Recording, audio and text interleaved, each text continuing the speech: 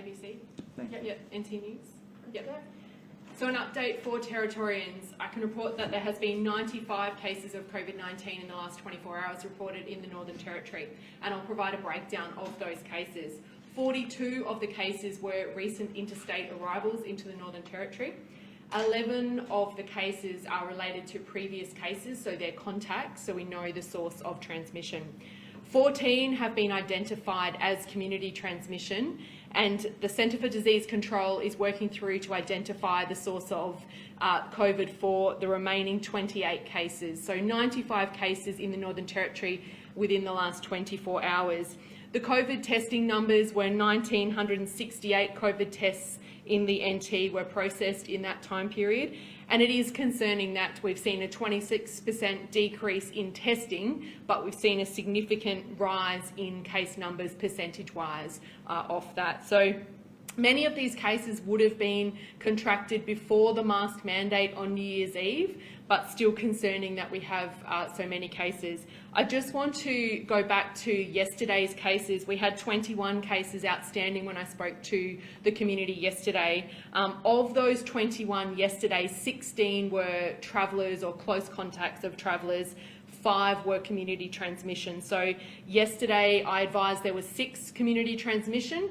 Upon further investigation of those outstanding 21 cases, community transmission yesterday rose to 11, and community transmission today is already at 14.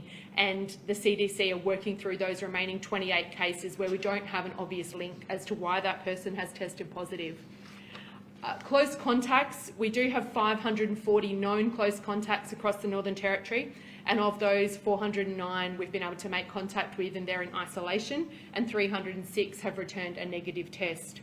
I'll just turn to the regions because I know that people in the regions of the Territory are very concerned around COVID, and just provide a breakdown of some of the testing that has come back in from the regions. I can say at the outset we don't appear to have had any cases in the last 24 hours that relate to the Territory regional cluster. All of the cases are new cases relating to interstate travel or contact. Nhulunbuy has had 10 new cases of COVID-19. 6 of those are close contacts of cases that we reported on yesterday, and 4 are recent interstate arrivals. So a concerning number of 10 for residents of Nhulunbuy, but they have all been linked, and we do have exposure sites in Nhulunbuy. Katherine has had 1 new case of COVID-19, and that's linked to a household contact of an already reported case. Jabiru, we have got 3 cases of people that reside in Jabiru, but they are all connected to cases within Darwin, so we know the source of transmission for that COVID. And in Alice Springs, we have 2 new cases. Both of these are interstate travellers. And yesterday we had 3 cases that we knew had tested positive in Alice Springs. They had been through the testing facility there, but we weren't able to provide details. I can confirm today that those 3 people were also interstate travellers returning. So 2 new cases in Alice Springs today, both travellers, and the 3 cases we reported on yesterday were also travellers. There is a significant number of exposure sites across the Northern Territory. There's 72, I believe, on the website, and that number is expected to increase. And the Centre for Disease Control teams, once they have the appropriate information, they go through a process and will load that information. So people are encouraged to keep checking that exposure site website. People should also make an assumption when they have people come to their home, or if they leave their home, that there is community transmission in Darwin particularly of COVID-19, and they should take precautions and manage their health. On New Year's Eve, we explained that we would be having a new system where if people visited an exposure site, they would be sent a text message and encourage them to monitor for symptoms. So that has been taking place. And so if people get that text message saying that they've been to an exposure site, they do need to understand that they have definitely been at a site that's been identified, and they should really be conscious of their personal health. And we flagged that we'd be moving away from listing every exposure site. We'll endeavour to do so, but as we get more and more exposure sites, it will become less and less practical. So We have certainly a significant number of cases in the Territory today, 95. Our teams will continue to work through those outstanding cases so we can identify the sources. But as we have more and more cases, it's going to become harder and harder for our teams to identify those sources. So we all need to take that personal responsibility of wearing our masks, making sure that our vaccination is up to date. If we're eligible for the booster, please go and get it. And if you've got children, please make sure that they are booked in for the vaccinations, which begin in a week. Happy to take any questions. Can you just provide some more clarity around how many of those 95 cases were in Darwin? Of the 95 cases, I think it was around 80 were in Darwin. I'll provide that exact figure off camera. It would just be taking away those cases that I spoke about from the 95. Right, so and of those 14 cases of community transmission, can you just provide a breakdown of where those are located? The 14 cases of community transmission were all in the top end. So the cases in the regions, as I just explained, the Nhulunbuy cases were either interstate arrivals or close contacts. The Catherine case was a close contact. The Jabiru cases were linked back to Darwin, and the Alice Springs cases were recent arrivals into the Territory. Right, and today's caseload's a record for the NT so far, and obviously 80 cases now, as you say, in Darwin specifically. Does this call for a lockout situation? We do have a mask mandate in place, but would you consider further restrictions? Yes, certainly there has been a number of briefings held this morning with our health officials, and our Chief Health Officer is comfortable with the mask mandate that's in place, but we're not ruling out into the future that we wouldn't put in place further public health measures to keep the community safe. But right now, and as I mentioned, many of these cases would have been acquired before that mask mandate on New Year's Eve, but our CHO is certainly looking at the case numbers, how they're being transmitted, and what measures we can to keep the community safe. Given that we did have a mask mandate over New Year's, are we expecting cases to rise, or is that such a big event that community transmission is kind of inevitable? Oh, I think stepping away from the event of New Year's, I think that we have been saying for a number of days that Omicron is what we're dealing with, and that the transmission is very quick and fast, and we will see case numbers continue to rise. And that's why vaccination is so important, and also just being conscious of your personal health. So if you feel slightly unwell, please get that test, a RAT test or a PCR test, so that you can then isolate and we can slow that spread. Just testing it. Or just go here and then back across. You did mention the ages of the cases involved. Are there any children who have come down with COVID? So I haven't been, and as I spoke to the media, I think it was late last week, as we get more and more cases, the gender and the ages, we'll be reporting those case numbers and the information that community needs to know, such as where they're acquired from. I'm happy to ask the question off camera. I haven't been advised specifically that children are involved. Sorry, Obi. Yeah, just testing. It's taking 72 hours for PCR test results to come back. Is that good enough, and is it time to switch to RAT tests? So in terms of local cases, we are seeing the PCR test turned around in about 24 to 48 hours. There are some regional tests which do take longer for obvious reasons, transport into Darwin or Alice Springs, for example. In terms of people arriving into the Northern Territory, that PCR test is important, but our Chief Health Officer has flagged, and he's looking very closely with Omicron around what's the best measures to protect the community from arrivals from interstate particularly. You mentioned there was 549 close contacts and 109 were in communication. That means there's 130 people who are do not yet know that they're close contacts of a potential COVID case. Is it really time to stop listing those public exposure sites? So the 540 close contacts, 409 have had contact, and we know they're isolating, and we're just working through, as you can understand, a number of these test results were provided this morning, and so even as I'm speaking to you, that information could be changing, but it does raise an important point that as you move about the top end community particularly, you should be of the view that you may come into contact with COVID, so use your hand sanitizer, wear your mask, and make sure you check in so that we can send you that text message in case you have come into contact with an exposure site. We will try and list the exposure sites on the website. It is important, and we do have many people that are going and referring to that for information, but it will become to a point where the text message is the best source of information. You referenced the text. I'll just go here and then. Sorry, Jack. Oh, sorry. You mentioned that the text message system won't mention the potential point of exposure.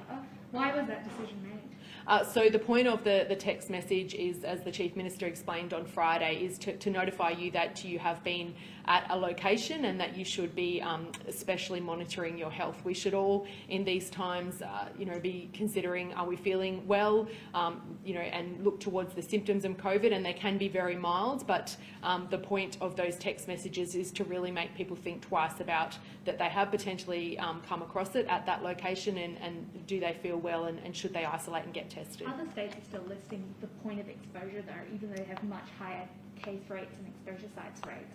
Why specifically did the Territory decide not to create that, given that I'm sure a lot of people will be panicked if they don't know where their potential exposure was? And we are going to still endeavour to put those exposure sites on the website, but we need to have a system that's practical and that works. We don't want to have a system that's too bogged down in detail that we're unable to make it function. So it is finding that balance. We'll try and provide as much information as we can going forward, but at the same time, as we see case numbers increase, the numbers of locations increase, we don't want to paralyse the system because we're trying to get every granular piece of information. We have to get as much information as practically out the door as quickly as possible. Jack?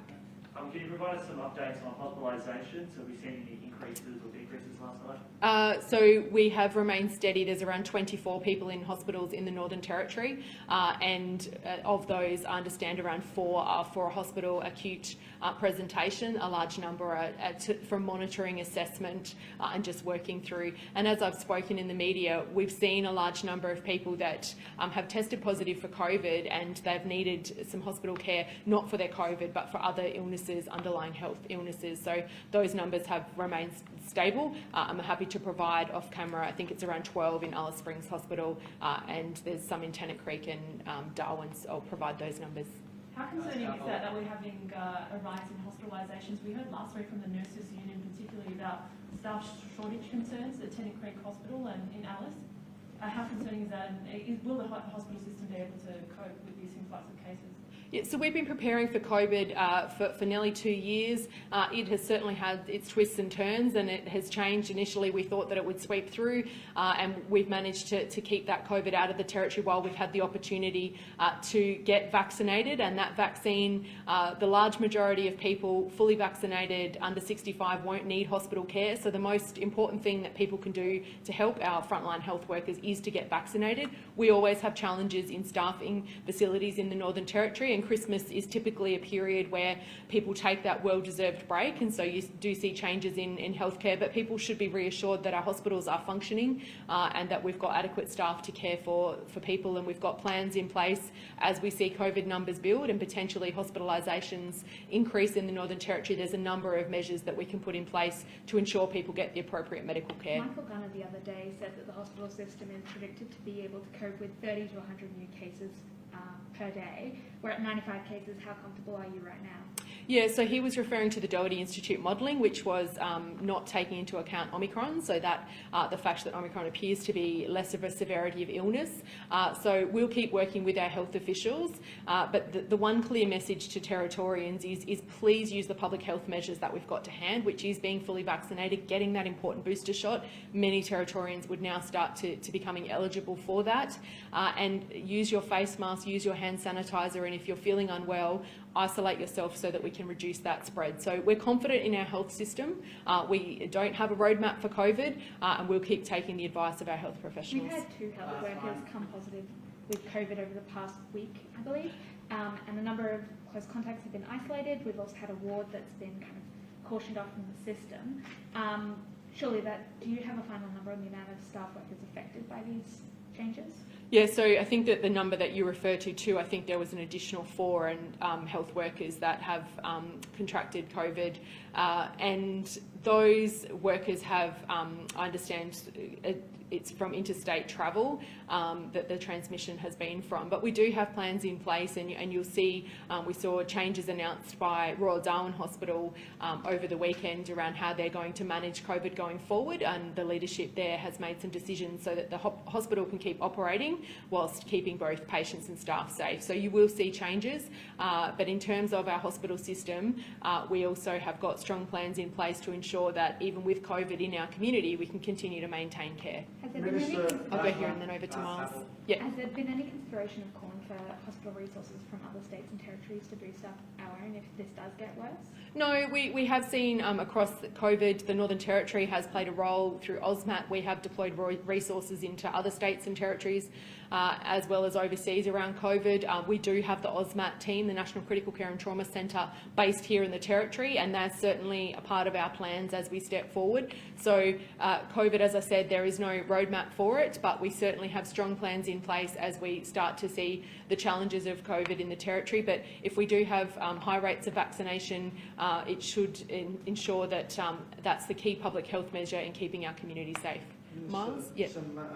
The death in a remote community in the Central Desert, just a message for the family, I wonder from yourself, and what does as Health Minister, what do you understand of what care the small boy was provided with? Listen, I do need to be careful with my comments. The matter is under investigation, but an absolute tragedy, and my heart goes out to the family and the community in Central Australia.